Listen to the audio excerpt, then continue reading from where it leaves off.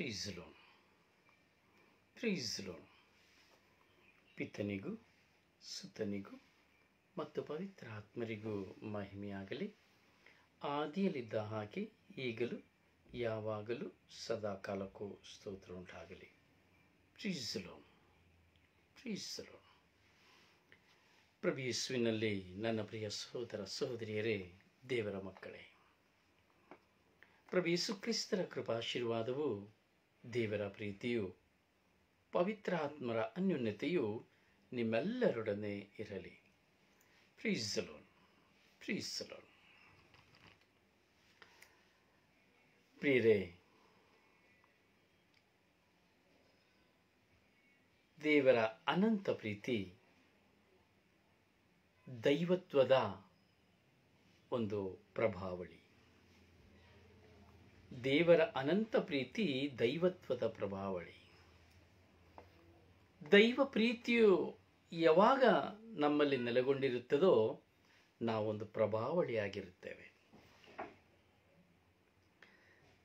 ದೇವರ ಅತ್ಯಾಕರ್ಷಣೀಯ ಒಂದು ವ್ಯಕ್ತಿಯಾಗಿ ಪರಿಣಮಿಸುತ್ತೇವೆ. ದೈವ ಪ್ರೀತಿ ನಮ್ಮಲ್ಲಿ ವಾಸ ಮಾಡುವಾಗ, ದೈವ ಪ್ರೀತಿ ನಮ್ಮಲ್ಲಿ ಬೇರೂರುವಾಗ ದೈವತ್ವವನ್ನೇ ನಾವು ಧರಿಸಿಕೊಳ್ಳುತ್ತೇವೆ. ದೈವತ್ವ ಎಂದೇಳುವುದು ಅಷ್ಟು ಸುಲಭದ ಸಂಗತಿಯಲ್ಲ. ದೈವತ್ವ ಎಂಬುದು ದೇವರನ್ನೇ ಧರಿಸಿಕೊಳ್ಳುವಂಥದ್ದು. ದೈವ ಪ್ರೀತಿ ಎಂಬುದು ದೇವರೊಂದಿಗೆ ಜೀವಿಸುವಂಥದ್ದು.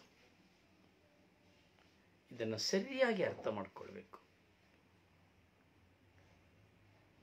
ದೈವ ಪ್ರೀತಿ ಎಂದು ನಾವು ಹೇಳುತ್ತೇವೆ, ಕೇಳುತ್ತೇವೆ. ಆದರೆ ದೈವ ಪ್ರೀತಿಯ ಮುಂದೆ ಯಾವ ಪ್ರೀತಿಯೂ ಇಲ್ಲ. ಪ್ರತಿಯೊಬ್ಬ ಮನುಷ್ಯನ ಪ್ರೀತಿ ಸ್ವಾರ್ಥ ಪ್ರೀತಿ. ದೈವ ಪ್ರೀತಿಯನ್ನು ಕಾಣಲು ಅಸಾಧ್ಯ. ಯಾವಾಗ ಒಂದು ವ್ಯಕ್ತಿ ದೈವತ್ವವನ್ನು ಕಂಡುಕೊಳ್ಳುತ್ತಾನೆ, ದೈವ ಪ್ರೀತಿಯನ್ನು ಅರಿತುಕೊಳ್ಳುತ್ತಾನೆ, ಆಗ ಮಾತ್ರ ಅವನು ದೈವತ್ವವನ್ನು ಅರ್ಥ ಮಾಡಿಕೊಳ್ಳಲು ಸಾಧ್ಯ. ಇಲ್ಲದಿದ್ದರೆ ಸಾಧ್ಯವಿಲ್ಲ. ಒಂದು ವ್ಯಕ್ತಿ ತನ್ನ ಜೀವಿತದಲ್ಲಿ ಕಷ್ಟ, ನೋವು, ದಾರಿದ್ರ್ಯ, ವೇದನೆ, ದುಃಖ, ಅವಮಾನ, ನಿಂದನೆ, ದೂಷಣೆ, ಅವಹೇಳನ, ಕೀಳಿರಿಮೆ, ಹೀಗೆ ಎಲ್ಲವುಗಳಿಗೆ ಬಲಿಯಾಗಿ, ಉಣ್ಣೆ ಕತ್ತರಿಸುವ ಕುರಿಯಂತೆ ಎಲ್ಲವುಗಳಿಗೆ ಬಲಿಯಾಗಿ, ಯಾವುದೂ ಶಾಶ್ವತವಲ್ಲ, ಯಾವ ಮನುಷ್ಯನ ಪ್ರೀತಿಯು ಶಾಶ್ವತವಲ್ಲ ಎಂದು ಎಲ್ಲ ಮನುಷ್ಯನ ಪ್ರೀತಿಯನ್ನ ಅನುಭವಿಸಿ ತೆಗಳಿ ತಿರಸ್ಕರಿಸಲ್ಪಟ್ಟವನು ಮಾತ್ರವೇ ದೈವ ಪ್ರೀತಿಯನ್ನು ಅರಿತುಕೊಳ್ಳಲು ಸಾಧ್ಯ. ಇಲ್ಲದಿದ್ದರೆ ದೈವ ಪ್ರೀತಿಯನ್ನು ಅನುಭವಿಸಲು ಸಾಧ್ಯವಿಲ್ಲ. ಅವನಲ್ಲಿ ದೈವತ್ವವೂ ಸಹ ಬೆಳಗಲು ಸಾಧ್ಯವಿಲ್ಲ. ಪ್ರಿಯರೇ, ದೈವತ್ವ ಎಂದೇಳುವುದು ಯಾವುದೋ ಒಂದು ಹೇಗೆ ಹೇಳುವುದು, ಅಸಾಧಾರಣವಾದದ್ದಲ್ಲ. ದೈವತ್ವ ಎಂದರೆ ದೈವ ಪ್ರೀತಿ ನಮ್ಮಲ್ಲಿ ನೆಲೆಯಾಗುವುದಾದರೆ ಮಾತ್ರವೇ ದೈವತ್ವ ನಮಗೆ ಬರಲಿಕ್ಕೆ ಸಾಧ್ಯ. ದೈವತ್ವ ಆದರೆ ದೇವರಾಗಲು ಸಾಧ್ಯವಿಲ್ಲ. ಆದರೆ ದೇವರ ಸ್ವಭಾವ, ಕರುಣೆ ದೇವರ ಸ್ವಭಾವ, ಪ್ರೀತಿ ದೇವರ ಸ್ವಭಾವ, ಪರಿಶುದ್ಧತೆ ದೇವರ ಸ್ವಭಾವ, ಕ್ಷಮೆ ದೇವರ ಸ್ವಭಾವ. ಹೀಗೆ ಈ ದೈವತ್ವದ ಗುಣಗಳು ನಮ್ಮಲ್ಲಿ ಗೋಚರವಾಗುವುದು ನಮಗೆ ಈ ಲೋಕ ಏನೆಂದು ಅರಿತುಕೊಳ್ಳುವಾಗ ಮಾತ್ರವೇ. ಈ ಲೋಕದಲ್ಲಿ ನಮಗೆ ಎಲ್ಲ ಅನುಭವಗಳು ನಮ್ಮ ಜೀವಿತದಲ್ಲಿ ಅನುಭವಿಸುವಾಗ ಮಾತ್ರವೇ ಹೊರತು, ಅಲ್ಲದೆ ಈ ಅನುಭವಗಳಿಲ್ಲದೆ ನಮಗೆ ದೈವತ್ವವು ಬರಲು ಆಗಲಿ ಅಥವಾ ದೈವತ್ವವನ್ನು ಅರಿತುಕೊಳ್ಳಲಾಗಲಿ, ದೇವರ ಪ್ರೀತಿಯನ್ನು ಅರಿತುಕೊಳ್ಳಲಾಗಲಿ ಸಾಧ್ಯವಿಲ್ಲ. ಪ್ರೀಸ್ ದ ಲಾರ್ಡ್, ಪ್ರೀಸ್ ದ ಲಾರ್ಡ್. ಹೌದು ನನ್ನ ಸಹೋದರನೇ, ಸಹೋದರಿಯೇ, ನಮ್ಮ ಜೀವನದಲ್ಲಿ ನಮಗೆ ಅನೇಕ ವಿಧವಾದಂತಹ ಅನುಭವಗಳು ನಮಗಿದೆ. ಈ ಅನೇಕ ವಿಧವಾದಂತಹ ಈ ಅನುಭವಗಳಲ್ಲಿ ನಾವು ಈ ಲೋಕದ ಪಯಣದಲ್ಲಿ ಪ್ರಯಾಣ ಮಾಡುತ್ತಾ ಇದ್ದೇವೆ. ಈ ಪ್ರಯಾಣದಲ್ಲಿ ಏಳು ಬೀಳುಗಳಿವೆ. ಈ ಪ್ರಯಾಣದಲ್ಲಿ ನೋವು ನಲಿವುಗಳಿದೆ. ಈ ಪ್ರಯಾಣದಲ್ಲಿ ಸೋಲು ಗೆಲುವುಗಳಿದೆ. ಈ ಪ್ರಯಾಣದಲ್ಲಿ ಕಹಿ ಸಿಹಿಗಳಿದೆ. ಈ ಪ್ರಯಾಣದಲ್ಲಿ ಎಲ್ಲ ವಿಧವಾದಂತಹ ಸಮಸ್ಯೆಗಳು ಇದೆ. ಪ್ರಿಯರೇ, ದೇವರು ನಮ್ಮೊಡನೆ ಇರುವಾಗ ಈ ದೈವತ್ವ ಪ್ರಕಟವಾಗುತ್ತದೆ. ದೇವರ ಆತ್ಮರ ಆ ಪ್ರೇರಣೆ ಈ ದೈವತ್ವದ ಮೂಲ ಸಂಕೇತ. ಪವಿತ್ರ ಆತ್ಮ ಪ್ರೇರಣೆಯೇ ಈ ದೈವತ್ವದ ಮೂಲ ಸಂಕೇತ. ಪವಿತ್ರ ಆತ್ಮರು ನಮ್ಮಲ್ಲಿ ನೆಲೆಗೊಳ್ಳುವಾಗ, ಪವಿತ್ರ ಆತ್ಮರು ನಮ್ಮನ್ನು ಮುನ್ನಡೆಸುವಾಗ, ಪವಿತ್ರ ಆತ್ಮರು ನಮ್ಮಲ್ಲಿ ಪ್ರವೇಶಿಸುವಾಗ ಈ ದೈವತ್ವದ ಮಹಿಮೆ ಪ್ರಕಟವಾಗುತ್ತದೆ. ಹೌದು ನನ್ನ ಸಹೋದರನೇ, ಸಹೋದರಿಯೇ, ಈ ದೈವತ್ವದ ಮಹಿಮೆಗಳು ನಮ್ಮಿಂದ ನಾಶವಾಗಲು ಹಲವಾರು ಸ್ವಭಾವಗಳು ಕಾರಣವಾಗಿದೆ ಎಂಬುದನ್ನ ನಾವು ಗಲಾತ್ಯದವರಿಗೆ ಬರೆದ ಪುಸ್ತಕದಲ್ಲಿ 6ನೇ ಅಧ್ಯಾಯದಲ್ಲಿ ನಾವು ಧ್ಯಾನಿಸುತ್ತಾ ಇದ್ದೇವೆ.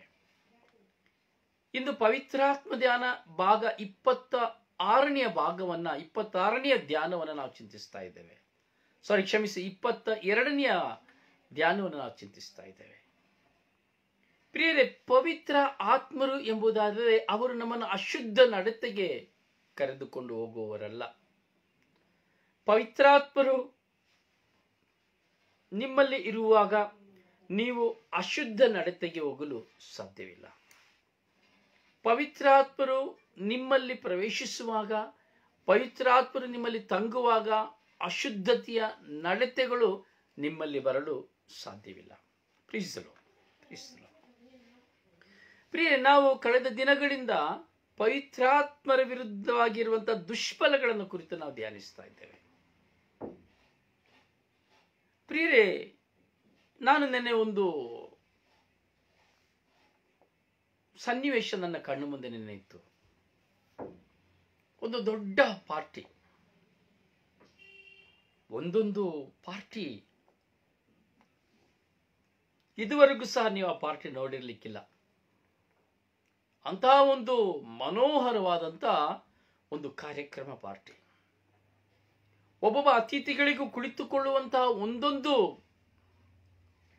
ಚೇರ್ಗಳು ಸಹ ಅದ್ದೂರಿಯಾದವುಗಳು, ಅಂದರೆ ಅಷ್ಟು ಮನಸ್ಸೆಳೆಯುವಂಥವುಗಳು, ಆಸನಗಳು, ಕುಳಿತುಕೊಳ್ಳುವಂತಹ ಆಸನಗಳು. ಹೀಗೆ ಎಲ್ಲರಿಗೂ ಸುಂದರವಾದ ಆಸನ, ಒಬ್ಬೊಬ್ಬರಿಗೆ ಒಂದೊಂದು ಸುಂದರವಾದ ಆಸನ. ಈ ಸುಂದರ ಆಸನದಲ್ಲಿ ಕುಳಿತಿರುವವರೆಲ್ಲರಿಗೂ ಒಂದೊಂದು ಬೆಳ್ಳಿ ತಟ್ಟೆ, ದೊಡ್ಡ ದೊಡ್ಡ ಬೆಳ್ಳಿ ತಟ್ಟೆ ಇಡಲಾಗಿತ್ತು ಮುಂದೆ. ಬೆಳ್ಳಿ ತಟ್ಟೆ, ಬೆಳ್ಳಿ ಲೋಟ, ಬೆಳ್ಳಿ ಕಪ್ಪುಗಳು, ಬೆಳ್ಳಿ ಸ್ಪೂನು, ಈಗ ಎಲ್ಲವೂ ಅಲ್ಲಿ ಲೈನ್ ಆಗಿ ಕುಳಿತಿದ್ದಂತ ಎಲ್ಲರಿಗೂ ವಿಜೃಂಭಣೆಯ ಒಂದು ಪೀಠ. ಆ ಪೀಠದಲ್ಲಿ ಎಲ್ಲರಿಗೂ ಊಟಕ್ಕೆ ಸಿದ್ಧತೆ. ಎಲ್ಲವೂ ಬೆಳ್ಳಿ ತಟ್ಟೆ, ಬೆಳ್ಳಿ ಲೋಟ, ಬೆಳ್ಳಿ ಪಾತ್ರೆ, ಬೆಳ್ಳಿ ಸ್ಪೂನ್ ಇವೆಲ್ಲೇ ತುಂಬಿತ್ತು. ಅದನ್ನು ನೋಡಲು ಅಷ್ಟು ಮನೋಹರ, ಅಷ್ಟೊಂದು ಮನೋಹರ. ಹೀಗೆ ಆ ಆಹಾರವನ್ನ ಹಂಚಲಿಕ್ಕೆ ಶುರು ಮಾಡಿದ್ರು. ಒಂದು ಪಾತ್ರೆಯಲ್ಲಿ ಈ ಬಫರ್ ಶೂಟ್ ಅನ್ನು ಹಾಕಿ, ಸುಂದರವಾದ ಡ್ರೆಸ್ ಅನ್ನು ತಗೊಂಡು, ಕೈಗೆಲ್ಲ ಗ್ಲೌಸ್ ಅನ್ನು ಹಾಕಿದ್ದಾನೆ. ಇದನ್ನು ಹಾಕಿಕೊಂಡು ಅವನು ಫಸ್ಟ್ ಜಾಮೂನ್ ಅನ್ನು ತೆಗೆದುಕೊಂಡು ಹೋಗ್ತಾನೆ. ಎಲ್ಲ ಪಳಪಳಪಳ ಅಂತ ಬೆಳ್ಳಿ ತಟ್ಟೆ. ಇದನ್ನ ತೆಗೆದುಕೊಂಡು ಹೋಗುವಾಗ ಒಂದು ವ್ಯಕ್ತಿ ಬೇಡ ಬೇಡ ಬೇಡ, ನನಗೆ ಬೇಡ, ನನಗೆ ಬೇಡ ಎಂದು ಹೇಳುತ್ತಾರೆ. ನನಗೆ ಬಾಯಲ್ಲಿ ಜೊಳ್ಳು. ಎರಡನೆಯವನ ಬಳಿ ಹೋಗುತ್ತಾರೆ. ಹೀಗೆ ಎಲ್ಲರಿಗೂ ಹೀಗೆ ತೆಗೆದುಕೊಂಡು ಹೋಗಿ ಅವನು ಕೊಡಲು ಹೋಗುವಾಗ ಹೇಳ್ತಾರೆ, ನನಗೆ ಬೇಡ. ಕೈಗಳನ್ನು ತೋರಿಸುತ್ತಲೇ ಇದ್ದಾರೆ. ಕೆಲವರು ಮಾತ್ರ ಅದನ್ನು ತೆಗೆದುಕೊಂಡರು, ಹಲವರು ಜನ ಅದನ್ನು ತೆಗೆದುಕೊಳ್ಳಲಿಲ್ಲ. ಹೊಸ ಏನೇನು ಸಿಹಿ ಸಿಹಿಯ ಐಟಮ್ಗಳು, ರುಚಿ ರುಚಿ ಆಹಾರಗಳು. ಪ್ರಿಯರೇ, ಸುಮಾರು ಒಂದು 25-26 ವಿಧದ ಸೈಟ್ಸ್ಗಳು. ಎಲ್ಲರೂ ಇಷ್ಟೇ ತೋರಿಸೋದು. ಏ ಏ ಏ ಇಷ್ಟೇ ಇಷ್ಟೇ ಇಷ್ಟೇ ಸಾಕು, ನನಗೆ ಬೇಡ ಬೇಡ ಬೇಡ. ಕೆಲವರು ಹಾಕಿಸಿಕೊಳ್ಳೋರು ಬರೀ 1 ಟೀ ಸ್ಪೂನ್ ಅಷ್ಟೇ. ನೋಡಿ ಆಶ್ಚರ್ಯವಾಯಿತು ನನಗೆ. ಕೊನೆಗೆ ರೈಸನ್ನು ತರುವಾಗ ಆ ರೈಸನ್ನು ಹಾಕಿಸಿಕೊಂಡದ್ದು ಒಂದು ಅರ್ಧ ಚಮಚ ರೈಸ್, ಸ್ವಲ್ಪ ಅದು ಸ್ಟೈಲಿಶ್. ಇನ್ನು ಕೆಲವರ ತಟ್ಟೆಗಳಲ್ಲಿ ಹಾಕಿದರು, ಕೆಲವರು ಹಾಕಿ ಬಿಟ್ಟಿದ್ದರು.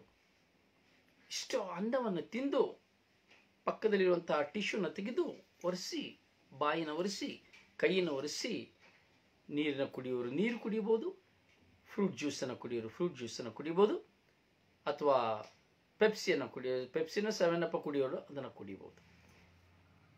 ತಟ್ಟೆಗಳೆಲ್ಲವೂ ತುಂಬಿತ್ತು. ಆದರೆ ಎಲ್ಲರೂ ಕೈ ತೊಳೆದರು, ಟಿಶ್ಯೂಲಿ ತೊಳೆದು ಕೈ ತೊಳೆದರು. ಹೃದಯ ಛಿದ್ರವಾಯಿತು. ತಿನ್ನುವವನಿಗೆ ಆಹಾರವಿಲ್ಲ, ರಸ್ತೆಯಲ್ಲಿ ಬಿಕಾರಿಯಲ್ಲಿರುವವನಿಗೆ ಆಹಾರವಿಲ್ಲ, ಅನಾಥಾಶ್ರಮಗಳಲ್ಲಿ ನಿರ್ಗತಿಗರಲ್ಲಿರುವವರಿಗೆ ಆಹಾರವಿಲ್ಲ, ಎಷ್ಟೋ ಬಡ ಕುಟುಂಬಗಳಲ್ಲಿ ತಿನ್ನಲು ಆಹಾರವಿಲ್ಲ. ಇಲ್ಲಿ ಬೆಳ್ಳಿಯ ತಟ್ಟೆಯಲ್ಲಿ ಬಡಿಸಿ, ಬೆಳ್ಳಿಯ ಲೋಟದಲ್ಲಿ ಬಡಿಸಿ ಕೊಡುವಾಗ ಯಾರಿಗೂ ತಿನ್ನಲು ಬೇಡ. ಅಲ್ಲಿಯೂ ಐಫೈ, ಊಟದಲ್ಲಿ ಐಫೈ, ತಿನ್ನುವುದರಲ್ಲಿಯೂ ಐಫೈ. ತಟ್ಟೆಯಲ್ಲಿ ಬೆಲೆ ಬಾಳುವಂತಹ ಆಹಾರಗಳು ಉಳಿದಿತ್ತು. ಪ್ರೀಸಲೋ. ನಾನು ಕೇಳಿದೆ, ಈ ಚೇರಿಗೆ ಎಷ್ಟು? ಈ ಚೇರಿಗೆ, ಒಂದು ಚೇರಿಗೆ 300 ರೂಪಾಯಿ ಬಾಡಿಗೆ. ಅಬ್ಬಾ, ಶಾಕ್ ಆಯ್ತು. ಈ ಬೆಳ್ಳಿಯ ತಟ್ಟೆಯ ಊಟಕ್ಕೆ, ಈ ಬೆಳ್ಳಿ ತಟ್ಟೆಗಳಿಗೆ ಎಷ್ಟು ಬಾಡಿಗೆ? 1000 ರೂಪಾಯಿ ಬಾಡಿಗೆ. ಇನ್ನೂ ಸುಸ್ತಾಯಿತು. ಬೆಳ್ಳಿಯ ತಟ್ಟೆಗೆ 1000 ರೂಪಾಯಿ ಬಾಡಿಗೆ. ಬೆಳ್ಳಿಯ ತಟ್ಟೆ, ಸ್ಪೂನು, ಗ್ಲಾಸ್ ಎಲ್ಲವುಗಳಿಗೆ. ಒಂದು ಊಟಕ್ಕೆ ಎಷ್ಟು? ಒಂದು ಊಟದ ಬೆಲೆ 3500 ರೂಪಾಯಿ. ಒಂದು ಊಟದ ಬೆಲೆ 3500 ರೂಪಾಯಿ. 3500, 4500, 5000 ರೂಪಾಯಿ ಒಂದು ವ್ಯಕ್ತಿಯ ಊಟಕ್ಕೆ. ಆದರೆ ತಿಂದದ್ದು ಇಷ್ಟು ಮಾತ್ರ. ತಟ್ಟೆಯಲ್ಲಿ ಉಳಿಸಿದ್ದು ಅಷ್ಟು ಮಾತ್ರ. ಚೆಲ್ಲಿದ್ದು ಇನ್ನೆಷ್ಟಿರಬಹುದು? ಯೋಚನೆ ಮಾಡು ನನ್ನ ಸಹೋದರ ಸಹೋದರಿ. ಏನ್ ಬ್ರದರ್, ಪವಿತ್ರಾತ್ಮ ಧ್ಯಾನ ಎಂದು ಹೇಳ್ತಾ ಇದ್ದೀರಿ? ಪವಿತ್ರಾತ್ಮರ ಧ್ಯಾನ ಅಂತ ಹೇಳ್ಬೇಕಾದ್ರೆ ಊಟ ಮಾಡೋದನ್ನ ನೀವು ಹೇಳ್ತಾ ಇದ್ದೀರಲ್ಲ ಎಂಬುದಾಗಿ. ಇದು ನಿಮ್ಮ ಜೀವಿತದಲ್ಲಿ ನೀವು ಕೇಳಿರ್ಲಿಕ್ಕಿಲ್ಲ. ಇದನ್ನು ನೀವು ಮೊದಲನೇ ಸಾರಿ ಕೇಳ್ತಾ ಇದ್ದೀರಿ. ಆದರೆ 2ನೇ ಸಾರಿ ಇದಕ್ಕೆ ಏನು ಕಾರಣ, ಯಾಕೆ ಈ ಊಟದ ಬಗ್ಗೆ ನಾವು ಮಾತನಾಡುತ್ತಾ ಇದ್ದೇವೆ ಎಂಬುದಾದರೆ, ಇದು ಪವಿತ್ರಾತ್ಮರಿಗೆ ವಿರುದ್ಧವಾದಂತಹ ಪಾಪ. ಇದು ದುಷ್ಫಲ. ಇದು ಸತ್ಫಲಗಳಲ್ಲ, ಪವಿತ್ರಾತ್ಮರಿಗೆ ವಿರುದ್ಧವಾದ ದುಷ್ಫಲ, ಪವಿತ್ರಾತ್ಮರಿಗೆ ವಿರುದ್ಧವಾದ ಪಾಪ. ಅದುವೇ ದುಂದೌತಣ.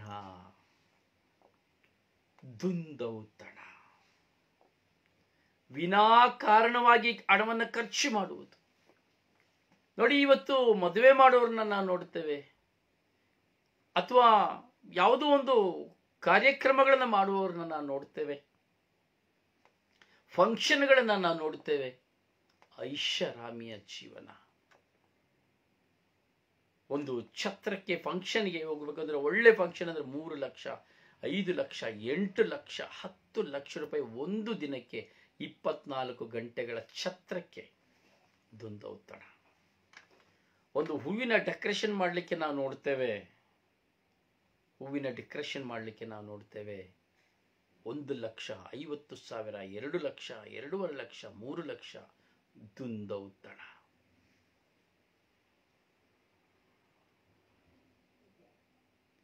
ಆಹಾರಕ್ಕಾಗಿ ನಾವು ನೋಡುತ್ತೇವೆ, ಬೇಗರವಾದ ಆಹಾರ, ಬಡಿಸಿದಂತ ಆಹಾರ ಹಾಗೆಯೇ ಎಲೆಯಲ್ಲಿ ಬಿಟ್ಟು ಎದ್ದು ಬಿಡುತ್ತಾರೆ. ದುಂದೌತಣ. ಅವರನ್ನ ಮೀರಿಸಬೇಕು, ಅವರಿಗಿಂತ ಚೆನ್ನಾಗಿ ನಾನು ಮಾಡಬೇಕು, ಅವರು ಕೊಟ್ಟಿದ್ದಕ್ಕಿಂತ ನಾನು ಚೆನ್ನಾಗಿ ಕೊಡಬೇಕು. ಕಾಂಪಿಟೇಟಿವ್ ಊಟ, ಕಾಂಪಿಟೇಟಿವ್ ಛತ್ರ, ಕಾಂಪಿಟೇಟಿವ್ ಲೈಟಿಂಗ್, ಕಾಂಪಿಟೇಟಿವ್ ಹೂ ಅಲಂಕಾರ, ಕಾಂಪಿಟೇಟಿವ್ ಚೇರ್ಗಳು, ಟೇಬಲ್ಗಳು. ದುಂದೌತಣ. ಒಂದೇ ದಿನಕ್ಕೆ ನಾವು ನೋಡ್ತೀವಿ 10 ಲಕ್ಷ 20 ಲಕ್ಷ ಖರ್ಚು ಮಾಡುವುದನ್ನ. ಹಾಗೆ ಪ್ರಿಯರನ್ನ ನೋಡುತ್ತೇವೆ, ವಸ್ತ್ರಗಳನ್ನು ಧರಿಸುವಾಗ ನಾವು ನೋಡುತ್ತೇವೆ ದುಂದೌತಣ. ಒಂದು ವಸ್ತ್ರ ನಾವು ನೋಡಬೇಕಾದ್ರೆ ಹೇಳಲಿಕ್ಕೆ ಅಸಾಧ್ಯ ಪ್ರಿಯರೇ. ನಿಮಗೆ ಗೊತ್ತು, ಸಾವಿರ ಗಟ್ಟಲೆ, ಸಾವಿರ ಬೆಲೆ ಬಾಳುವ ವಸ್ತ್ರಗಳು. 2 ಲಕ್ಷ. ನನ್ನ ಒಬ್ಬರು ಸ್ನೇಹಿತರು ಹೇಳಿದರು ನನಗೆ ಮೊನ್ನೆ ಮಾತನಾಡುವಾಗ, ನನ್ನ ಮನೆಯಲ್ಲಿ ಮದುವೆ ಹೆಣ್ಣಿಗೆ ಸೀರೆ ಬೇಕು ಎಂದು ಹೇಳುವಾಗ ಬೆಳ್ಳಿಯ ಸೀರೆಯನ್ನು ಅವರಿಗೆ ತೆಗೆದುಕೊಡಲಾಯಿತು. ಬರೀ ಬೆಳ್ಳಿಯ ಜನಿಗಿನ ಸೀರೆಯನ್ನು ತೆಗೆದುಕೊಡಲಾಯಿತು. ನನ್ನ ಕುಟುಂಬದಲ್ಲಿ ನೋಡುವುದಾದರೆ, ನನ್ನ ಪತ್ನಿಯ ಕುಟುಂಬದಲ್ಲಿ ಅವರು ಕಟ್ಟುವಂತ ಪಂಚಿಯು ಸಹ ಚಿನ್ನದ ಜರಿಗಳು, ಮೇಲಾಕುವ ಒದಿಸುವ ಶಾಲಿನಲ್ಲಿಯೂ ಸಹ ಚಿನ್ನದ ಜರಿಗಳು. ದುಂದೌತಣ. ವಿನಾಕಾರಣವಾಗಿ ನಾವು ಭುಜಿಸುವ ಆಹಾರ, ನಾವು ಉಪಯೋಗಿಸುವ ವಸ್ತುಗಳು, ಕಟ್ಟುವಂತಹ ಮನೆ, ಹೀಗೆ ಓಡಿಸುವಂತಹ ವಾಹನಗಳನ್ನು ನಾವು ನೋಡುತ್ತೇವೆ. 1 ಲಕ್ಷ ಬೈಕ್ ಇದೆ, ರಸ್ತೆಯಲ್ಲಿ ಓಡುತ್ತದೆ. 5 ಲಕ್ಷ 6 ಲಕ್ಷ 10 ಲಕ್ಷ ಬೈಕ್ಗಳು, 3 ಲಕ್ಷ 5 ಲಕ್ಷ ಕಾರುಗಳಿದೆ. ಆದರೆ ಇವತ್ತು ನಾವು ನೋಡ್ತೇವೆ 30 ಲಕ್ಷ 50 ಲಕ್ಷ 1 ಕೋಟಿ 2 ಕೋಟಿ 10 ಕೋಟಿ 20 ಕೋಟಿ 30 ಕೋಟಿ 40 ಕೋಟಿ ಕಾರುಗಳು, 40 ಕೋಟಿ ರೂಪಾಯಿ ಬೆಲೆ ಬಾಳುವಂತಹ ವಾಹನಗಳು. ಐಷಾರಾಮಿ. ದುಂದೌತಣ. ಪ್ರಿಯ, ನಾವು ತುಂಬಾ ಆಳವಾಗಿ ಯೋಚಿಸಬೇಕು. ಇದನ್ನು ಯಾರಿಗೂ ಸಹ ಇದು ಪಾಪ, ಇದು ದೇವರಿಗೆ ವಿರುದ್ಧವಾದದ್ದು ಎಂಬುದಾಗಿ ಯಾರು ಸಹ ಎಣಿಸುವುದಿಲ್ಲ, ಯಾರಿಗೂ ಸಹ ಗೊತ್ತೇ ಇಲ್ಲ ಎಂಬುದಾಗಿ ಕಾಣುತ್ತದೆ. ಯಾರಾದ್ರೂ ಇಷ್ಟು ವಿಜೃಂಭಣೆ ಅಂತ ಕಾರ್ಯಕ್ರಮಗಳನ್ನು ಮಾಡುವಾಗ, ಫಂಕ್ಷನ್ಗಳನ್ನು ಮಾಡುವಾಗ ಒಬ್ಬ ಬಡವನಿಗೆ ಆಮಂತ್ರಣ ಕೊಡುವುದುಂಟೆ? ಒಬ್ಬ ದರಿದ್ರನಿಗೆ ಆಮಂತ್ರಣ ಕೊಡುವುದುಂಟೆ? ಒಬ್ಬ ಅಂಗವಿಕಲನಿಗೆ ಆಮಂತ್ರಣ ಕೊಡುವುದುಂಟೆ? ಒಂದು ರಸ್ತೆಯಲ್ಲಿ ಭಿಕಾರಿಯಾಗಿರುವವನಿಗೆ ಆಮಂತ್ರಣ ಕೊಡುವುದುಂಟೆ? ಖಂಡಿತವಾಗಿಯೂ ಇಲ್ಲ. ಒಬ್ಬ ಬಡವನು ಬಂದರೆ ಒಳಗೂ ಸಹ ಸೇರಿಸುವುದಿಲ್ಲ. ಒಬ್ಬ ಕೊಳಕಾಗಿ ವಸ್ತ್ರವನ್ನ ಧರಿಸದೆ ಬಂದರೆ ಅವನನ್ನು ಸಹ ಒಳಗೆ ಸೇರಿಸುವುದಿಲ್ಲ. ಪ್ರಿಯರೇ, ಇವತ್ತು ದುಂದೌತಣ ಪವಿತ್ರ ಆತ್ಮರಿಗೆ ವಿರುದ್ಧವಾದದ್ದೆಂಬುದು ಜನತೆಗೆ ಗೊತ್ತೇ ಇಲ್ಲ. ಒಂದು ಪಕ್ಷ ಗೊತ್ತಾದರೂ ಸಹ ಅದನ್ನ ಈ ಲೋಕ ಸ್ವೀಕರಿಸುವುದಿಲ್ಲ. ಕಾರಣ, ಈ ಲೋಕಕ್ಕೆ ಬೇಕು ಔದಾರ್ಯದ ಜೀವನ, ಔದಾರ್ಯದ ಜೀವನ, ಐಫೈ ಜೀವನ. ಔದಾರ್ಯ ಅಂದ್ರೆ ಐಫೈ ಜೀವನ. ಮೊನ್ನೆ ನನ್ನ ಮಿತ್ರನ ಮಗನು ಒಂದು ಚಪ್ಪಲಿಯನ್ನು ತೆಗೆದುಕೊಂಡ. ಅದು ನೋಡುವಾಗ ಸಾಧಾರಣ ಒಂದು ಚಪ್ಪಲಿಯೇ, ಸೇಮ್ ಅದು ನೋಡುವಾಗ. ಆದರೆ ಅದು ಒಂದು ಕಂಪನಿ. ನಾನು ಕೇಳಿದೆ, ಈ ಚಪ್ಪಲಿ ಎಷ್ಟು? 3 ಅಂತ ಹೇಳಿದಾಗೆ 3 ಆಯಿತು. ನಾನು ಹೇಳಿದೆ, ಏನು 3? ನಾನು ಹೇಳಿದ 300 ರೂಪಾಯಿ ಇರಬಹುದು ಎಂಬುದಾಗಿ. ಆದರೆ ಆತನು ಹೇಳಿದ 3000 ರೂಪಾಯಿ. ಒಂದು ಸಾಧಾರಣ ಚಪ್ಪಲಿ 3000. ನನಗೆ ಶಾಕ್ ಆಯಿತು. ಮತ್ತೆ ಮಾತನಾಡುತ್ತಾ ಹೇಳಿದರು, ಇದು ಕಡಿಮೆ, ನಿಮಗೆ 20,000 ರೂಪಾಯಿ ಚಪ್ಪಲಿ ಸಹ ನಿಮಗೆ ಉಂಟು, ಪಾದರಕ್ಷೆಗಳು ನಿಮಗೆ ಉಂಟು. ಪ್ರಿಯರೇ, ದುಂದೌತಣ. ನೋಡಿ, ನಮ್ಮ ಜೀವಿತದಲ್ಲಿ ನಾವು ನೋಡುವಾಗ ಅನೇಕ ಮಕ್ಕಳನ್ನ ಪರದೇಶದಲ್ಲಿರುವಂತಹ ಮಕ್ಕಳು ಅಥವಾ ಕೋಟ್ಯಾಧಿಪತಿಗಳಾಗಿರುವ ಮಕ್ಕಳು, ಸೊ ಹಣಕ್ಕೆ ಬೆಲೆ ಇರುವಂತಹ ಮಕ್ಕಳ ಕೈಯಲ್ಲಿ ATM ಕಾರ್ಡ್ಗಳನ್ನ ಕೊಟ್ಟು ಬ್ಯಾಂಕಲ್ಲಿ ಹಣ ತುಂಬಿಸುವಂತಹ ತಂದೆ ತಾಯಿಗಳು ತನ್ನ ಮಕ್ಕಳ ಭವಿಷ್ಯವನ್ನು ಯೋಚಿಸುವುದೇ ಇಲ್ಲ.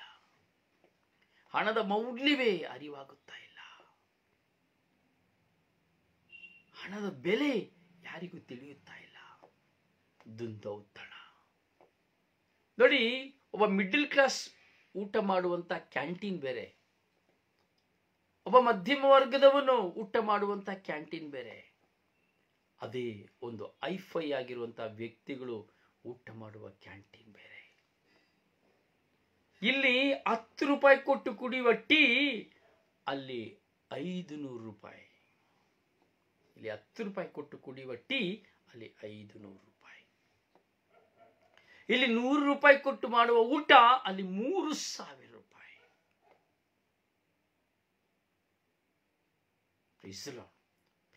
ಪ್ರಿಯರೇ, ದುಂದೌತಣ. ಈ ದುಂದೌತಣವೆಂಬುದು ಮುಖಾಂತರವಾಗಿ ನಾವು ನೋಡೋದಾದ್ರೆ ಪ್ರಿಯರೇ, ಒಂದು ವ್ಯಕ್ತಿಯ ಖರ್ಚಿನ ಮೂಲಕವಾಗಿ ಹಲವಾರು ಜನರಿಗೆ ಆಹಾರವನ್ನು ಕೊಡಬಹುದು, ಹಲವಾರು ಜನರಿಗೆ ಆಹಾರವನ್ನು ಕೊಡಬಹುದು, ಹಸಿವನ್ನು ನೀಗಿಸಬಹುದು. ಆದರೆ ಇಲ್ಲಿ ಸಾಧ್ಯವಾಗುತ್ತಾ ಇಲ್ಲ. ನೋಡಿ, ಎಷ್ಟೋ ಜನ ಫಂಕ್ಷನ್ಗಳನ್ನು ಮಾಡುವಾಗ, ಐಷಾರಾಮಿ ಆಹಾರವನ್ನು ಮಾಡುವಾಗ ಹಾಗೆಯೇ ಎಲೆಯಲ್ಲಿ ಎಲ್ಲ ಬಿಟ್ಟು ಎದ್ದು ಹೋಗುತ್ತಾರೆ. ಮಿಕ್ಕಿದೆಲ್ಲವನ್ನು ತೆಗೆದುಕೊಂಡು ತಿಪ್ಪೆಗುಂಡಿಗೆ ಹಾಕುತ್ತಾರೆ. ಅದರ ಬಗ್ಗೆ ಅವರಿಗೆ ಯಾವ ಕಾಳಜಿಯೂ ಬರುವುದಿಲ್ಲ.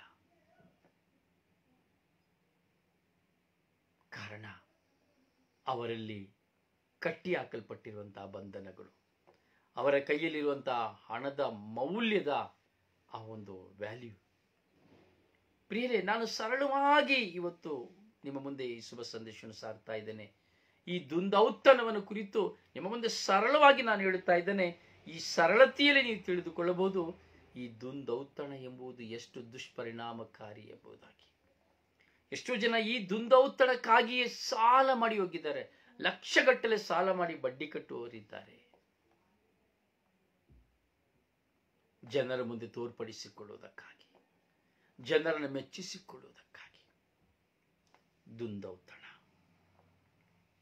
ಹೌದು ನನ್ನ ಸಹೋದರ ಸಹೋದರಿ, ನಮ್ಮ ಜೀವಿತದಲ್ಲಿ ನಾವು ಅನೇಕ ಅನುಭವಗಳನ್ನು ನಾವು ಪಡೆದುಕೊಳ್ತೇವೆ.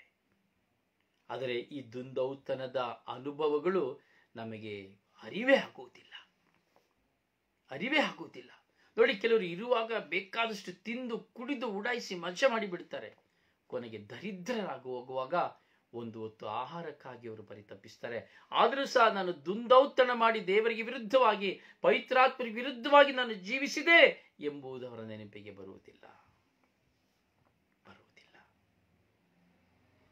ಓ ನನ್ನ ಸಹೋದರನೇ, ಸಹೋದರಿಯೇ, ದುಂದೌತಣವೆಂಬುದು ಪವಿತ್ರಾತ್ಮರ ದುಷ್ಫಲವಾಗಿದೆ, ಪವಿತ್ರಾತ್ಮರಿಗೆ ವಿರುದ್ಧವಾಗಿದೆ.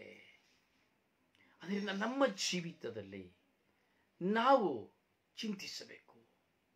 ದೈವ ಮಕ್ಕಳಾಗಿರುವಂತಹ ನಾವು, ವಿಶ್ವಾಸಿಗಳಾಗಿರುವಂತಹ ನಾವು ಏನನ್ನು ತಿನ್ನುವಾಗಲೂ, ಏನನ್ನು ಕೊಂಡುಕೊಳ್ಳುವಾಗಲೂ, ಏನನ್ನು ಮಾಡುವಾಗಲೂ ನಾವು ಪವಿತ್ರಾತ್ಮನ ಕುರಿತು ಆಲೋಚಿಸಬೇಕು. ದೇವರ ಆತ್ಮರಿಂದ ತುಂಬಿದವರಾದಂಥ ಕ್ರಿಯೆಗಳನ್ನ ನಾವು ಮಾಡಬೇಕು. ನಾವು ಭುಜಿಸುವ ಆಹಾರದಲ್ಲಿ, ಕುಡಿಯುವ ನೀರಿನಲ್ಲಿ, ಹಾಕುವ ವಸ್ತ್ರದಲ್ಲಿ, ಉಪಯೋಗಿಸುವ ವಸ್ತುಗಳಲ್ಲಿ, ಉಪಯೋಗಿಸುವಂತಹ ವಾಹನಗಳಲ್ಲಿ, ಕಟ್ಟುವಂತಹ ಮನೆಗಳಲ್ಲಿ ನಾವು ನೋಡುತ್ತೇವೆ ಅನೇಕ ವಿಧದ ಹೋರಾಟಗಳು. ಪ್ರಿಯ ಸಹೋದರನೇ, ಸಹೋದರಿಯೇ, ನಾವು ಇದನ್ನ ತುಂಬಾ ಆಳವಾಗಿ ಚಿಂತಿಸಬೇಕು. ದುಂದೌತಣವು ನಾವು ತಿನ್ನುವ ಆಹಾರದಲ್ಲಿದೆ, ಉಡುವ ವಸ್ತ್ರದಲ್ಲಿದೆ, ಉಪಯೋಗಿಸುವ ಸಾಧನಗಳಲ್ಲಿದೆ, ನಾವು ಮಲಗುವ ಹಾಸಿಗೆಗಳಲ್ಲಿದೆ. ಪ್ರಿಯರೇ, ಹೌದು, ಯೋಚನೆ ಮಾಡಿ. ಈ ದುಂದೌತಣಕ್ಕೆ ಯಾಕೆ ಈ ದುಂದೌತಣವನ್ನ ಪವಿತ್ರಾತ್ಮರ ದುಷ್ಫಲ ಎಂದು ಹೇಳುತ್ತಾ ಇದೆ ಎಂಬುದಾದರೆ, ನಾವು ಪರರನ್ನ ಮರೆಯುತ್ತೇವೆ, ಪರರ ಅನುಭವಗಳನ್ನು ಮರೆಯುತ್ತೇವೆ, ಪರರ ಅವಶ್ಯಕತೆಗಳನ್ನು ಮರೆಯುತ್ತೇವೆ, ನಮ್ಮ ಅವಶ್ಯಕತೆಗಳಲ್ಲಿಯೇ ನಾವು ಇನ್ನಷ್ಟು ಅದು ಮಾಡಬೇಕು ಇದು ನೋಡಿ. ಕೆಲವು ಸಾರಿ ನಾವು ನೋಡ್ತೇವೆ ನೋಡಿ, ಕೆಲವು ದೊಡ್ಡ ದೊಡ್ಡ ಈ ಐಫೈ ಕಾಂಪ್ಲೆಕ್ಸ್ಗಳು ಹೇಳ್ತಾರೆ ಅಂದರೆ ಮಾಲ್ಗಳು ಅಂತೇಳಿ, ಅಲ್ಲಿ ಬೇರೆ ಬೇರೆ ಸೆಕ್ಟರ್ಗಳಿದೆ. ಶ್ರೀಮಂತರಿಗೇ ಆದಂತಹ ಸೆಕ್ಟರ್ಗಳು. ನೀವು ಹೊರಗೆ ತೆಗೆದುಕೊಳ್ಳುವಂತಹ ವಸ್ತ್ರ ಅಲ್ಲಿ ನೀವು ಒಳಗೆ ಹೋಗುವಾಗ 10 ಪಟ್ಟು ಹೆಚ್ಚಾಗಿರ್ತದೆ. ಅವರಿಗೆ ಹೆಚ್ಚು ಕೊಟ್ಟರೆ ಅದಕ್ಕೆ ವ್ಯಾಲ್ಯೂಯೇಷನ್. ಒಂದು ದಿನ ನಾನು ಪ್ರಯಾಣದಲ್ಲಿ ಹೋಗುವಾಗ ಒಂದು ಚಪ್ಪಲಿ ಅಂಗಡಿಗೆ ಹೋದೆ. ಒಂದು ಚಿಕ್ಕದಾದ ಅಂಗಡಿ. ಆ ಚಿಕ್ಕದಾದ ಅಂಗಡಿಯಲ್ಲಿ ನೋಡುವಾಗ ಶೂಗಳಿತ್ತು, ಸ್ಲಿಪ್ಪರ್ಗಳಿತ್ತು, ತುಂಬ ಒಳ್ಳೆದಿತ್ತು, ಲೆದರ್. ಅಲ್ಲಿ ಅವನು ಮಾಡುತ್ತಾ ಇದ್ದ, ತುಂಬ ಚೆನ್ನಾಗಿತ್ತು. ನಾನು ಬೆಲೆಯನ್ನು ಕೇಳಿದೆ, ಎಷ್ಟು ಈ ಬೆಲೆ? ಒಂದಕ್ಕೆ ಅವನು 500 ರೂಪಾಯಿ ಹೇಳಿದ, ಒಂದಕ್ಕೆ 700 ರೂಪಾಯಿ ಹೇಳಿದ, ಒಂದಕ್ಕೆ 900 ರೂಪಾಯಿ ಹೇಳಿದ. ಹೀಗೆ ನೋಡುವಾಗ ನಾನೊಂದು ಶೂ ಬೆಲೆಯನ್ನು ಸಹ ಕೇಳಿದೆ, ಅವರು 900 ರೂಪಾಯಿ ಹೇಳಿದರು. ಅದರ ಎದುರಿನಲ್ಲಿ ಒಂದು ದೊಡ್ಡ ಶೋರೂಮ್,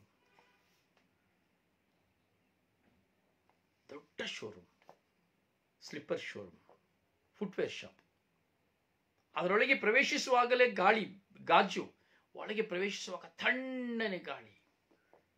ವೆಲ್ಕಮ್ ವೆಲ್ಕಮ್ ವೆಲ್ಕಮ್ ಎಂಬುದಾಗಿ ಹೇಳಿದರು. ಒಳಗೆ ಪ್ರವೇಶಿಸಿದೆವು. ಏನು ಬೇಕು ಎಂಬುದಾಗಿ ನೋಡಿ, ಶೂ ಬೇಕು. ಪ್ರಿಯ, ಶೂವಿನ ಸರಣಿಯನ್ನು, ಚಪ್ಪಲಿಯ ಸರಣಿಯನ್ನು ನಾನು ನೋಡಿಕೊಂಡೇ ನಡೆದೆ. ಇದು ತೆಗೆದುಕೊಳ್ಳಿ, ಅದು ತೆಗೆದುಕೊಳ್ಳಿ, ಅದು ತೆಗೆದುಕೊಳ್ಳಿ ಎಂಬುದಾಗಿ ಹೇಳಿದರು. ಆದರೆ ನನ್ನ ಕಣ್ಣಿಗೆ ಒಂದು ಶೂ ಕಣ್ಣಿಗೆ ಬಿತ್ತು. ಅದಾವುದಂದರೆ ಆ ಅಂಗಡಿಯ ಮುಂದೆ ವ್ಯಾಪಾರ ಮಾಡುತ್ತಿದ್ದಂತಹ ಅದೇ ಬಣ್ಣದ ಶೂ, ಅದೇ ಕ್ವಾಲಿಟಿಯ ಶೂ ಅಲ್ಲಿತ್ತು. ಪ್ರಿಯ, ಅವನು ಹೇಳಿದಂತಹ ಬೆಲೆಗಿಂತ ಅದು 10 ಪಟ್ಟು ಬೆಲೆಯುಳ್ಳದಾಗಿತ್ತು. 10 ಪಟ್ಟು ಬೆಲೆಯುಳ್ಳದಾಗಿತ್ತು. ನನಗೆ ಕೇಳಿ ಶಾಕ್ ಆಯಿತು.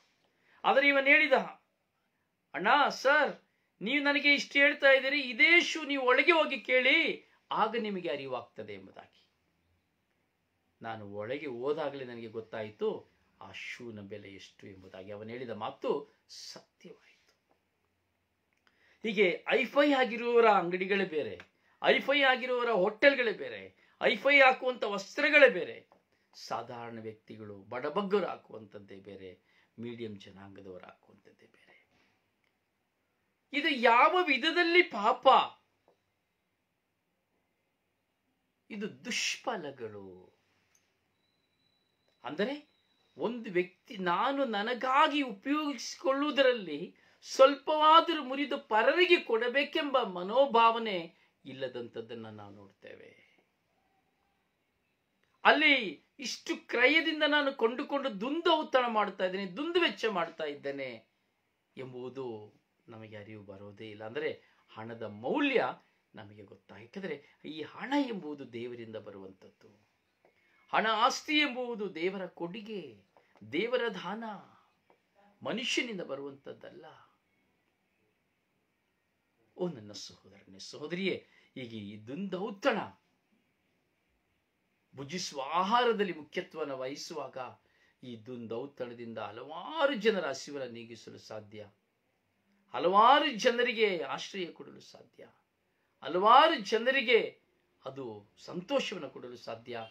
ಆದರೆ ನಾವಾಗಿ ಮಾತ್ರ ದುಂದೌತಣವನ್ನು ಮಾಡಿ ಪರರ ಜೀವಿತದಲ್ಲಿ ಹಸಿವಿನಲ್ಲಿರುವವರನ್ನ, ಸಂಕಷ್ಟದಲ್ಲಿರುವವರನ್ನ, ರೋಗದಲ್ಲಿರುವವರನ್ನ ನಾವು ಮರೆತು ಹಾಗೂ ಅವರನ್ನು ತೊರೆದು ಜೀವಿಸಲು ಇದು ಕಾರಣವಾಗಿದೆ. ಅದರಿಂದ ಪ್ರಿಯರೇ, ನಾವು ಯೋಚಿಸಬೇಕು, ನಾವು ಚಿಂತಿಸಬೇಕು. ನಮ್ಮ ದುಂದೌತಣಗಳನ್ನು ನಾವು ಕಡಿಮೆ ಮಾಡಬೇಕು. ಅದರಿಂದ ಮುರಿದು ಬಡಬಗ್ಗರಿಗೂ, ದಾರಿದ್ರ್ಯರಿಗೂ, ನಾವು ಇಲ್ಲದವರಿಗೂ, ವಿಧವೆಯರಿಗೂ, ಪರದೇಶಿಗಳಿಗೂ, ರೋಗಿಗಳಿಗೂ, ವೃದ್ಧರಿಗೂ ನಾವು ಕೊಡಬೇಕು. ಏಕೆಂದರೆ ಈ ಒಂದು ಕಾರ್ಯ ಮಾಡಬೇಕಾದರೆ ನಮ್ಮ ಈ ದುಷ್ಫಲ ಸತ್ಫಲವಾಗಿ ಮಾರ್ಪಾಡಾಗುತ್ತದೆ. 10 ರೂಪಾಯಿಯಲ್ಲಿ ಒಂದು 3 ರೂಪಾಯಿ ಆದರೂ ನಾನು ಪರರಿಗೆ ಕೊಡುವಾಗ ನನ್ನ ದುಂದೌತಣ, ನನ್ನ ದುಷ್ಫಲ ಸತ್ಫಲವಾಗಿ ಮಾರ್ಪಾಡಾಗುತ್ತದೆ. ಇಲ್ಲ 10 ರೂಪಾಯಿಲಿ 5 ರೂಪಾಯಿ, ಇಲ್ಲ 4 ರೂಪಾಯಿ, ಇಲ್ಲ 3 ರೂಪಾಯಿ, ಕನಿಷ್ಠ 1 ರೂಪಾಯಿ ಆದರೂ ನನ್ನ ದುಂದೌತಣದಲ್ಲಿ ನಾನು ಒಬ್ಬ ಬಡವನನ್ನು ನೋಡಿ, ದರಿದ್ರನನ್ನು ನೋಡಿ, ದೀನನನ್ನು ನೋಡಿ, ನೊಂದವನನ್ನು ನೋಡಿ, ಸಾಲಗಾರನನ್ನು ನೋಡಿ, ಹಸಿವಿನಲ್ಲಿರುವವರನ್ನು ನೋಡಿ, ವೃದ್ಧರನ್ನು ನೋಡಿ ಅನಾಥರನ್ನು ನೋಡಿ, ನಿರ್ಗತಿಕರನ್ನು ನೋಡಿ, ಒಮ್ಮೆ ನಾನು ಸಂಪಾದಿಸಿ ನನಗೆ ಬರುವಂತ ಹಣದಲ್ಲಿ ನಾನು ಖರ್ಚು ಮಾಡುವ 100 ರೂಪಾಯಿಲಿ ಒಂದು 10 ರೂಪಾಯಿಯನ್ನ ಕರುಣೆಯಿಂದ ನಾನು ಪರರಿಗೆ ಕೊಡುವಾಗ ದೈವತ್ವದ ಒಂದು ಕೃಪೆ ನಿನ್ನಲ್ಲಿ ತುಂಬುವುದು ನನ್ನ ಸಹೋದರ ಸಹೋದರಿ. ಆ ದೈವತ್ವವು ನಿನ್ನಲ್ಲಿ ನೆಲೆಯಾಗುವುದು ನನ್ನ ಸಹೋದರ ಸಹೋದರಿ. ನೋಡಿ, ಯಾವತ್ತು ಕರುಣೆಯೇ ದೈವತ್ವದ ಒಂದು ಸಂಕೇತ. ಹೀಗೆ ದೈವತ್ವವು ನಮ್ಮಲ್ಲಿ ಪ್ರಕಟವಾಗಬೇಕು, ದೈವ ಪ್ರೀತಿ ನಮ್ಮಲ್ಲಿ ಪ್ರಕಟವಾಗಬೇಕು. ಅದರಿಂದ ಈ ದೈವತ್ವವು ಪ್ರಕಟವಾಗಬೇಕಾದರೆ, ದೈವ ಪ್ರೀತಿ ಪ್ರಕಟವಾಗಬೇಕಾದರೆ ನಮಗೆ ಬೇಕು ಪವಿತ್ರ ಆತ್ಮರು. ಪವಿತ್ರ ಆತ್ಮರು ನಮ್ಮಲ್ಲಿ ಬರುವಾಗ, ಪವಿತ್ರ ಆತ್ಮರು ಈ ಅಜ್ಞಾನವನ್ನು ತೆಗೆದು, ಈ ದುಷ್ಫಲಗಳನ್ನು ತೆಗೆದು ನಮ್ಮನ್ನು ಸತ್ಫಲಗಳಿಂದ ತುಂಬಿಸುವರು. ಹಾಗೂ ನಾವು ಮಾಡುವ ಕಾರ್ಯಗಳನ್ನು ಆಶೀರ್ವದಿಸುವರು. ನಮ್ಮ ಎಲ್ಲ ವಿಧವಾದಂತಹ, ನಾವು ಕೈಗೊಳ್ಳುವಂತಹ ಯಾವುದೇ ವಿಧವಾದಂತಹ ಕಾರ್ಯಗಳನ್ನು ಸಹ ಪವಿತ್ರ ಆತ್ಮರು ಆಶೀರ್ವದಿಸಿ ಅದನ್ನು ಉನ್ನತ ದರ್ಜೆಯಾಗಿ ಮಾರ್ಪಡಿಸುವರು. ಆದ್ದರಿಂದ ಈ ದುಂದೌತಣ ಎಲ್ಲ ವಿಷಯದಲ್ಲಿ ನಾವು ನೋಡುತ್ತೇವೆ. ತಿನ್ನುವ ವಿಷಯದಲ್ಲಿ, ಉಡುವ ವಿಷಯದಲ್ಲಿ, ಒದ್ದುಕೊಳ್ಳುವ ವಿಷಯದಲ್ಲಿ, ಉಪಯೋಗಿಸುವ ವಿಷಯದಲ್ಲಿ, ಕಟ್ಟುವ ವಿಷಯದಲ್ಲಿ, ಎಲ್ಲದರಲ್ಲಿ ನಾವು ನೋಡುತ್ತೇವೆ. ಅದರಿಂದ ಈ ದುಂದೌತಣ ದೇವರ ಪವಿತ್ರ ಆತ್ಮರ ದುಷ್ಫಲ ಎಂಬುದಾಗಿ ನಾವು ಇಲ್ಲಿ ತಿಳಿಯಬಹುದು. ಗಲಾತ್ಯದವರಿಗೆ ಬರೆದ ಪತ್ರದಲ್ಲಿ ನಾವು ಚಿಂತಿಸಬಹುದು ಪ್ರಿಯರೇ. 21ನೇ ಅಧ್ಯಾಯ ವಾಚನದಲ್ಲಿ, ಗಲಾತ್ಯ 6:21 ವಚನ. ಅದರಿಂದ ಪ್ರಿಯರೇ, ನಾವು ನಮ್ಮ ಜೀವಿತದಲ್ಲಿ ಆಲೋಚಿಸೋಣ, ಚಿಂತಿಸೋಣ. ದುಂದೌತಣ ಮಾಡುವಂಥದ್ದು, ವಿನಾಕಾರಣವಾಗಿ ಹಣವನ್ನು ಖರ್ಚು ಮಾಡುವಂಥದ್ದು, ವಿನಾಕಾರಣವಾಗಿ ಜನರನ್ನು ಮೆಚ್ಚಿಸಲು ಖರ್ಚು ಮಾಡಿ ರಸ್ತೆಗೆ ಬಿಸಾಡುವಂಥದ್ದು, ಇವೆಲ್ಲವನ್ನ ಅರಿತು ದೇವರು ಕೊಟ್ಟದ್ದನ್ನು ನಾವು ಉಪಯೋಗಿಸುವುದಕ್ಕೆ ಬದಲಾಗಿ, ಪರರಿಗೆ ಕೊಡುವುದಕ್ಕೆ ಬದಲಾಗಿ ಅದನ್ನು ವಿನಾಕಾರಣವಾಗಿ ಬೀದಿಗೆ ಎಸೆಯಲು ನಾವು ಕಾರಣವನ್ನು ಕೊಡಬಾರದೆಂಬುದನ್ನು ಚಿಂತಿಸಬೇಕು ಪ್ರಿಯರೇ. ಅದರಿಂದ ಆಲಿಸಿ, ಧ್ಯಾನಿಸಿ, ಪಾಲಿಸಿ. ದೇವರು ನಿಮ್ಮನ್ನು ಆಶೀರ್ವದಿಸಲಿ. ನಿಮಗಾಗಿ ಪ್ರಾರ್ಥಿಸುವ ನಿಮ್ಮ ಸೇವಕ brother Rozario Pandavapura. Praise the lord. May God bless you.